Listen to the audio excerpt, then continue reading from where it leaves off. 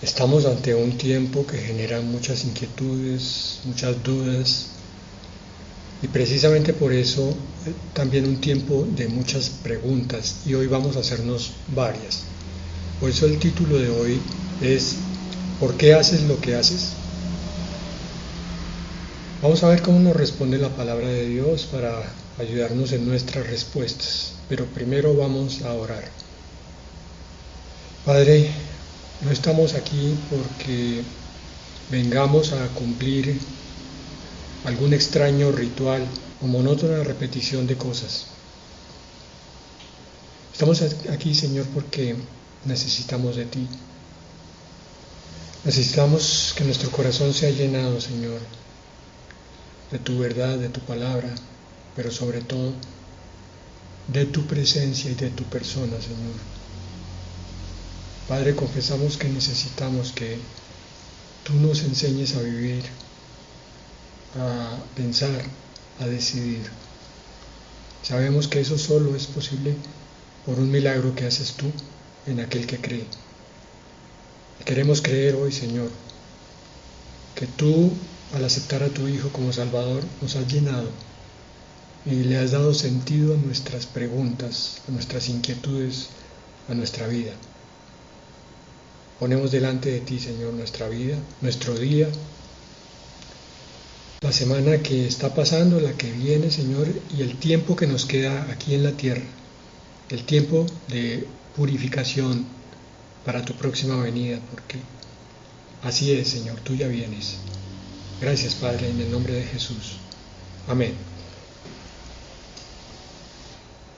Bien, dijimos que es tiempo de preguntas. Me gustaría que te pusieras la mano en el corazón y te respondieras a ti mismo y a Dios algunas preguntas básicas. ¿Por qué eres cristiano?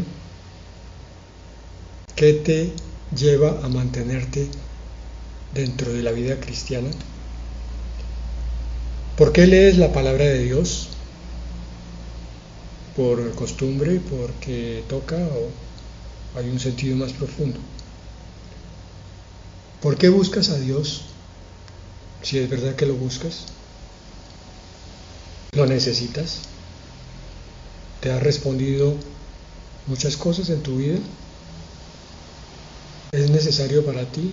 ¿Has descubierto que sin Él no puedes vivir? ¿No tienes vida? Finalmente, ¿tienes definidas tus convicciones?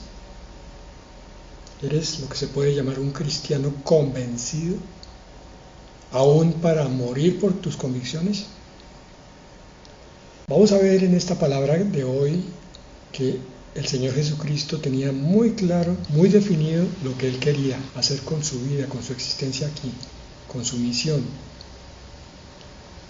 Es el celo por la casa de Dios, está en Juan 2, 14 al 17. Vamos a analizar versículo por versículo. Juan 2:14. En el templo encontró a los que vendían bueyes, ovejas y palomas. Anoten la palabra vendían. Y a los que cambiaban dinero allí sentados. Tenemos al Señor iniciando su ministerio, aunque hay un pasaje que corresponde a un periodo incluso más adelante. Se parece que fueron 2 veces en las que el Señor entró al templo en estas condiciones que están descritas aquí. Y se encontró con que la obra que se había construido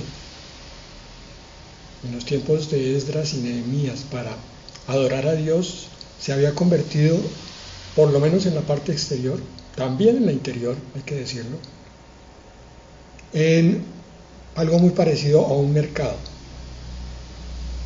Cierto que los judíos que llegaban al templo necesitaban una provisión de palomas, de corderos, de animales para el sacrificio, de granos también para presentarlo delante del Señor conforme a lo que estaba establecido en los libros del Antiguo Testamento, especialmente en Levítico. Pero también es cierto que a partir de esa necesidad espiritual de cumplirle a Dios, había surgido una clase comerciante que sacaba provecho de lo que Dios había establecido, lo mismo que hoy. Comerciantes de la palabra comerciantes de la verdad de Dios, comerciantes de la búsqueda de Dios. Y es que a la casa de Dios se meten hombres que no van a buscarlo a Él, sino por hacer ganancias de todas clases. Por ejemplo, materiales, el dinero, emocionales, van detrás del poder y la fama que puede significar el ser un líder cristiano en algunos casos, e intelectuales. Increíble, pero hay personas que entran a la casa de Dios solamente con un espíritu de contradicción. Entran es para discutir física o interiormente lo que Dios está diciendo a través de sus siervos. Pero estos comerciantes entonces también se habían metido incluso entre la clase religiosa, entre los sacerdotes y los levitas. Había ahora una serie de corazones duros, corazones que no estaban con el espíritu de la palabra, sino ellos habían hecho su interpretación a su acomodo y de acuerdo a eso ejercían un ministerio sagrado. Lo mismo que hoy, clases pastorales, predicadores, profetas, buscando establecer su propia palabra, no la de Dios. Por eso si Dios hoy te pregunta, ¿me estás buscando en realidad a pesar del templo como se está dando hoy? A pesar de las características de las iglesias actuales, ¿me estás buscando hoy? ¿Tú qué responderías? Si Él te pregunta, ¿por qué vienes a la casa de Dios? ¿Qué le dirías? ¿A qué vas? ¿A qué vienes? ¿Vienes a oír qué? ¿Para qué? ¿Por qué? ¿Qué clase de alimento estás buscando? ¿Qué quieres satisfacer de ti? ¿Solamente la parte intelectual? ¿Solamente la parte emocional? ¿O solamente la parte material? ¿Calmar conciencia inclusive? ¿O algo más? Esto es como la confrontación a la cual el Señor se ve allí, aunque, insisto, Él tenía claro desde el principio, desde su niñez muy temprana, sabía por qué estaba aquí en este planeta. Entonces no me imagino que haya entrado en una situación desconocida para Él. Él sabía a qué iba. Y encuentra entonces a estos comerciantes, a estos mercaderes de la fe. Y asume una actitud sorprendente para esa figura que tenemos un poco estereotipada de quién es Jesucristo. Versículo 15. Haciendo un látigo de cuerdas, echó a todos fuera del templo con las ovejas y los bueyes. Desparramó las monedas de los que cambiaban el dinero y volcó las mesas. Imagínense ustedes esa situación. El templo donde concurría muchísima gente, de pronto se ve en una agitación provocada por el Hijo de Dios, o por lo menos por un buen hombre, según algunos, que aparentemente con uso de autoridad o abuso, dirían los fariseos, estaba sacando de allí toda una institución, toda una costumbre, toda una tradición que venía de siglos, los comerciantes.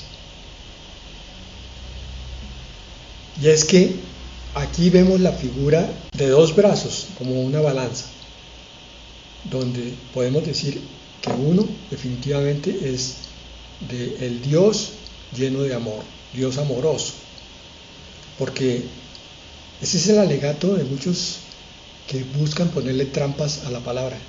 Pero ¿acaso Dios no es amor? ¿Por qué me hablan tanto de pecado? Sí, Dios es amor. Dios es comprensivo, Dios es perdonador, Dios es misericordioso, Dios es paciente. Pero Dios es completo, Dios es íntegro. Entonces en el otro brazo de la balanza está la justicia y la santidad de Dios. Y esto fue lo que salió a flote en este momento, con ese látigo de cuerdas que empezó a blandir para un lado y para el otro. Personas y animales, quizás no golpeadas, obviamente, pero sí por lo menos asustadas por el movimiento y por el ruido de ese látigo de último momento. La justicia y la santidad de Dios a través de su Hijo, manifestada aquí, porque esa justicia y santidad se manifiesta en muchos pasajes en la Escritura como ira de Dios o ira del Cordero. La ira de Dios, clara, patente en el Antiguo Testamento, la ira del Cordero, también clara y patente en el libro de Apocalipsis. ¿Qué ocurre? Que estamos en un periodo de gracia, de transición, un periodo que ya dura 2000 años, pero no es la característica uniforme y permanente del Dios eterno, el Dios de amor, pero también el Dios de justicia. Por la gracia, Dios ha refrenado su ira, y esa ira está contenida para los últimos tiempos. Versículo 16. A los que vendían palomas les dijo: quiten esto de aquí, no hagan de la casa de mi padre una casa de mercado. Sus discípulos se acordaron de que estaba escrito: el celo por tu casa me consumirá. Bueno, estamos viendo entonces una agitación impresionante en el templo del Señor. ¿Estás poniéndote en el lugar del Señor Jesucristo, entendiendo qué es lo que Él está haciendo en este momento? ¿Tú qué harías si por alguna razón el Señor te mandara a algo similar a lo que el Señor Jesucristo vivió aquí? ¿Tú qué harías cuando el Señor te pida limpieza de aspectos de la casa de Dios, pero recordando que tú eres templo de Dios, eres templo vivo, y por tanto hay que sacar los mercaderes que todos tenemos en el corazón, porque tenemos intereses de este mundo, intereses de la carne, y esos intereses a veces, no digo a veces, con frecuencia, se mezclan con los intereses reales o supuestos del espíritu. Por eso, una pregunta: ¿cómo es tu cristianismo? Aquí tenemos a un Señor Jesucristo apasionado, ardoroso, lleno de una convicción interior tal que no le da el más mínimo reato de conciencia de mostrar la ira de Dios. Ay, pero miren al siervo manso de Dios, miren cómo se puso. Eso no es cristianismo, eso no es caridad, eso no es amor. Me imagino los ataques de Satanás murmurando alrededor de la actitud de Cristo. ¿Y qué hacemos nosotros cuando nos atacan así? ¿Qué hacemos nosotros cuando tenemos la necesidad, la obligación o mandato de Dios de limpiar la casa? ¿Qué hacemos? ¿Nos ponemos a pensar en lo que los demás dirán? ¿Tu cristianismo es apasionado como el del Señor aquí? ¿Es comprometido? ¿Es entusiasta? ¿Va hasta las últimas consecuencias? ¿Hasta hacer las cosas perfectas para Dios? ¿Cómo cuidas tú la casa de Dios? Tanto la congregación como tu cuerpo, como tu ser, que son casa de Dios. Perdón que repita esto, pero es que tiene que quedar absolutamente claro, porque es que no podemos ver cristianos que caminan por este mundo abandonando su cuerpo a cualquier deleite, a cualquier apetito, a cualquier atracción, y después yendo a congregarse en la casa de Dios, permitiendo que haya pecado crónico, pecado repetido, pecado de tipo lujuria, pero también pecado de ira, pecado de murmuración. El pecado de la lengua, mis hermanos, es uno de los pecados más frecuentes que tenemos todos.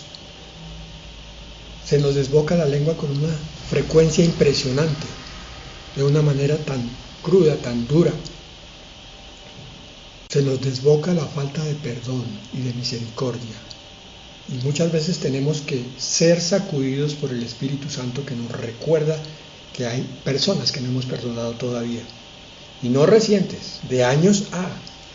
Ya se nos han olvidado incluso los detalles, pero allí sigue ese rencor, ese resentimiento.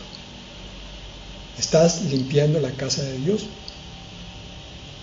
Porque el Señor fue a su templo, según el Evangelio de Juan, conforme al espíritu que había sido profetizado en Malaquías 3, versículos 1 al 4. Fue con un espíritu purificador. Dice allí en Malaquías 3:1: yo envío a mi mensajero y él preparará el camino delante de mí. En otras palabras dice, en otras Biblias, dice a mi ángel. Ángel o mensajero, es lo mismo. No se confundan, ese no es el Señor Jesucristo. Este es el profeta, Juan el Bautista. Preparará el camino delante de mí. Juan el Bautista vino para preparar calzada y allanar los montes para la venida del Señor. Ahora sí viene la descripción del enviado de Dios, del Mesías. Y vendrá de repente a su templo el Señor, a quienes ustedes buscan. El mensajero del pacto en quien ustedes se complacen ya viene, dice el Señor de los ejércitos.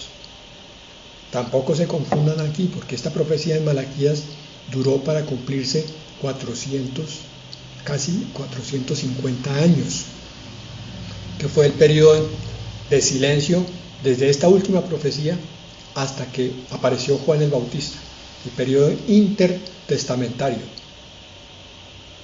Para el Señor un día son como 1000 años. Para nosotros 8 días es una espera interminable, donde Dios no ha respondido. Sí ha respondido, solo que Él sabe cómo hace las cosas. Versículo 2, pero ¿quién podrá soportar el día de su venida? Profetizando claramente la primera y también la segunda, porque esto va a ocurrir igual. Vendrá a su templo el Señor a quien ustedes buscan. El Señor en quien ustedes se complacen ya viene. Antes envía un mensajero y es lo que ha hecho. Hoy está mandando mensajeros en el espíritu de Elías para hablar del pecado de la iglesia, para que la iglesia se convierta y se limpie y esté lista para esta venida. Porque ¿quién podrá soportar el día de su venida? ¿Y quién podrá mantenerse en pie cuando Él aparezca? Porque Él es como fuego de fundidor y como jabón de lavanderos. Este tiempo de 2 años que llevamos de esta infección, bien o mal llamada, es un tiempo de limpieza. Es un tiempo para que tú mires cómo está tu relación con Dios, qué está faltando en tu vida, por qué está faltando eso, qué está sobrando que debe salir. Está sobrando indolencia, está sobrando pereza, está sobrando falta de decisión, está faltando compromiso, está faltando entrega. ¿Por qué? ¿Qué otros pecados hay que limpiar? Fuego de fundidor, jabón de lavanderos. Ese es el Señor, ese es su Espíritu Santo, que se mueve hoy redarguyendo de pecado a cada uno de los que estamos esperando su venida. Es necesario que el juicio comience por la casa de Dios.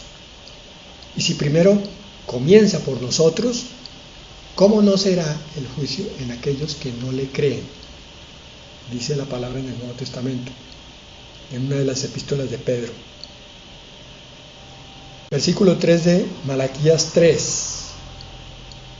Y Él se sentará como fundidor y purificador de plata, y purificará a los hijos de Leví, y los acrisolará como oro y como a plata, y serán los que presenten ofrendas en justicia al Señor.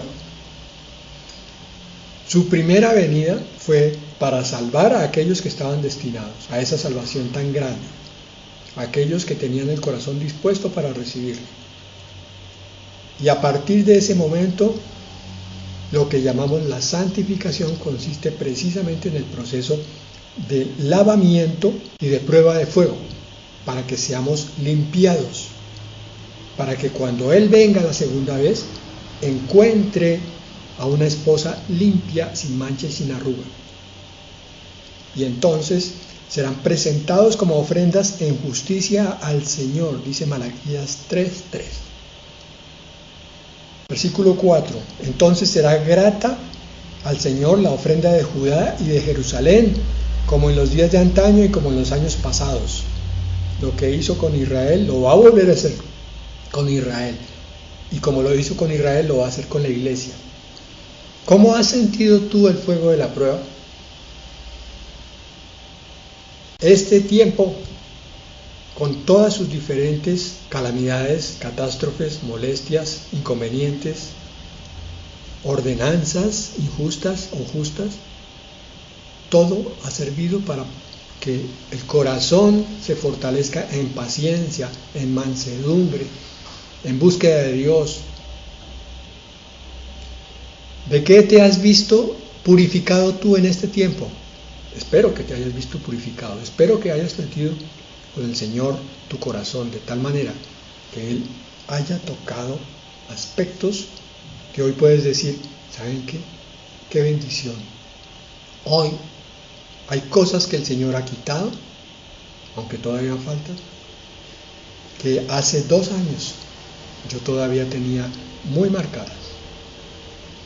Siguen quedando otras cosas que el Señor tiene que limpiar, pero qué gloria, qué gracia la de Dios, que hoy soy otra persona en comparación a lo que era hace 2 años.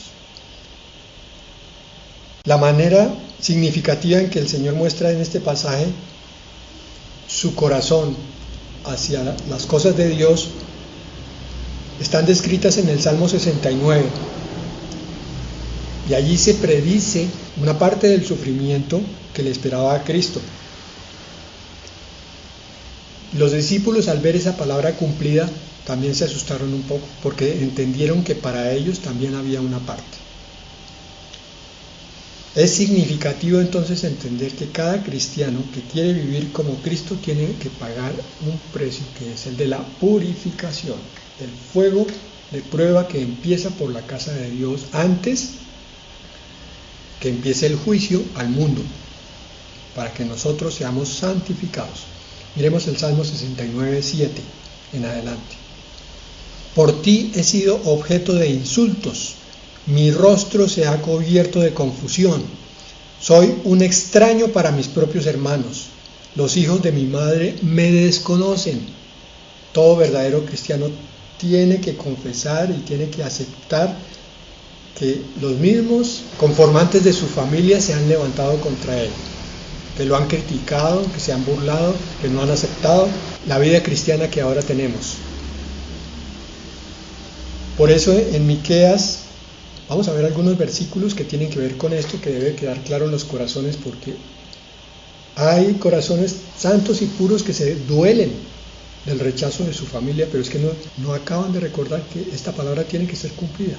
Voy a leer nuevamente Salmo 69, 8 y a continuación otros 2 pasajes. Soy un extraño para mis propios hermanos. Los hijos de mi madre me desconocen. Mis hermanos. Miqueas 7, 5 y 6 dice, no se fíen del vecino, ni confíen en el amigo. De la que reposa en tu seno, guarda tus labios. Aún de la esposa. Está hablando aquí de aquellos que no son creyentes. Miqueas 7, 6, porque el hijo trata con desdén al padre. La hija se levanta contra la madre y la nuera contra su suegra. Los enemigos del hombre son los de su propia casa. Esta palabra la volvió a tomar el Señor y la explicó y la profundizó en Mateo 10, 34 al 39. Miren lo que dice el Señor Jesucristo. Miren lo que habla a tu corazón. No piensen que vine a traer paz a la tierra. No vine a traer paz, sino espada. Yo creo que todos pasamos por ese periodo en el cual dijimos, bueno, nos hicimos cristianos, nuestra vida va a mejorar. Sí es cierto, en muchos aspectos, sobre todo los sobrenaturales, los espirituales, mejoró, pero en otros aspectos se complicó. Y este es uno. La espada del Señor vino a revolver los corazones, y por causa de Él somos perseguidos. Mateo 10:35, porque vine a poner al hombre contra su padre, a la hija contra su madre y a la nuera contra su suegra. Y los enemigos del hombre serán los de su misma casa. Grábate, hermano, en tu corazón si estás sufriendo ataque de alguien cercano a ti. Se está cumpliendo la palabra de Dios en ti, entonces gózate. No te entristezcas, no te deprimas, no te desesperes. La palabra de Dios muestra que tú estás en el camino de la verdad, en el camino del Señor Jesucristo, y que por tanto el diablo está azotando todo lo que está a tu alrededor y está levantando a los tuyos que no creen en Cristo contra ti. Incluso levanta a los que son carnales, cristianos de nombre, contra los espirituales. Continúa el Señor con esta enseñanza: el que ama al padre o a la madre más que a mí no es digno de mí, y el que ama al hijo o a la hija más que a mí no es digno de mí. ¿Qué pasó aquí? Que el Señor está enseñando por qué se produce esta situación que parece muy dolorosa. Es que simplemente está probando el corazón de cada creyente. Cuando tú entiendes que se tiene que cumplir esta palabra en ti y que tú tienes que despojarte, yo ya expliqué eso alguna vez, no es echar de tu vida a esa persona que te persigue, pero es no involucrarte en su conflicto interior por el cual te ataca, porque está siendo un simple títere de Satanás, un simple instrumento para atacarte a ti y molestarte. Tú que conoces la palabra de Dios, que la lees con frecuencia, descubres esta y dices, como es la verdad, tiene que cumplirse en mi vida y por tanto yo tengo que hacer esto: amar más al Señor que a mi padre, a mi madre, a mis hijos. 38. Y el que no toma su cruz y sigue en pos de mí no es digno de mí. Para algunos la cruz es una enfermedad, una dificultad económica tremenda, pero para otros es una dificultad familiar. Toma tu cruz y sigue a Él, al Señor. No mires tu cruz, míralo a Él. El Señor nunca, aunque estaba clavado, siempre estuvo de espaldas a la cruz, pero con los ojos buscaba siempre a su Padre que estaba en el cielo. Miraba arriba, a veces decaía su mirada, volvía y levantaba la mirada. Y cuando fue a entregar su espíritu, levantó su mirada y dijo: todo está consumado. Versículo 39. El que ha hallado su vida la perderá, y el que ha perdido su vida por mí la hallará. Una de las contradicciones a la lógica del hombre. La contradicción es que aquel que pelea tanto por las cosas de este mundo y la vida va a perder su vida espiritual, pero el que entrega todas sus posesiones de esta vida, todo lo que es terrenal, económico, familiar, si toca entregarlo, entonces hallará la vida eterna. Y volvamos al Salmo 69:9 para terminarlo, hasta el 14. Y es que mi amor por tu casa me consume. Esta fue la palabra que se cumplió en el Señor Jesucristo en la limpieza del templo. El amor es el equivalente del celo. Si tú tienes amor, tienes celo. Tú cuidas lo que amas. Caen sobre mí los insultos de los que te ofenden. Aflijo mi cuerpo con ayunos y sollozos, y por eso la gente me insulta. Dejé mi ropa y me vestí de cilicio, y ahora soy para la gente motivo de burla. Los consejeros del pueblo hablan mal de mí, y hasta los borrachos me componen parodias. Una descripción amplia y completa de lo que es la vida del verdadero creyente. Aquí está la vida del Señor.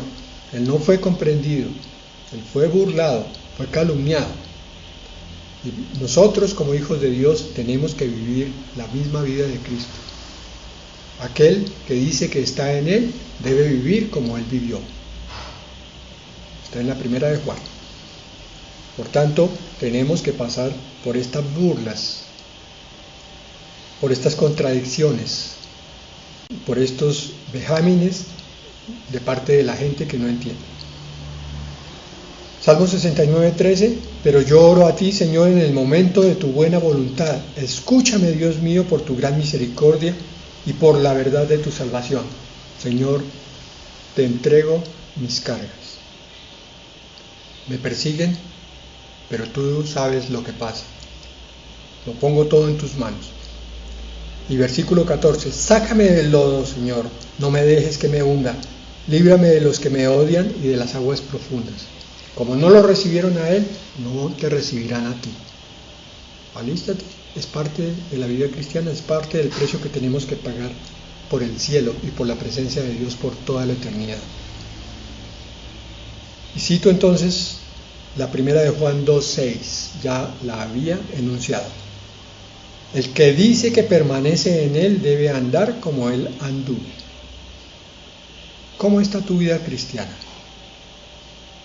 ¿Cómo está la entrega de tus pecados a Él? ¿Estás cogiendo la escoba o el látigo incluso para sacar todo lo material, lo mundano, lo profano, lo que ensucia el templo de Dios? Porque estás preparando el templo para la visitación del Señor, que ya es próxima. Padre, envía tu Espíritu, Señor, con un mensaje al corazón de cada uno. Un mensaje, por favor, Señor, de convicción sobre lo que este tiempo implica. No sabemos cuánto más tenemos todavía como oportunidades para seguir limpiando las cosas que deben salir de allí, la basura, Señor, lo que no debe estar, lo que no te agrada.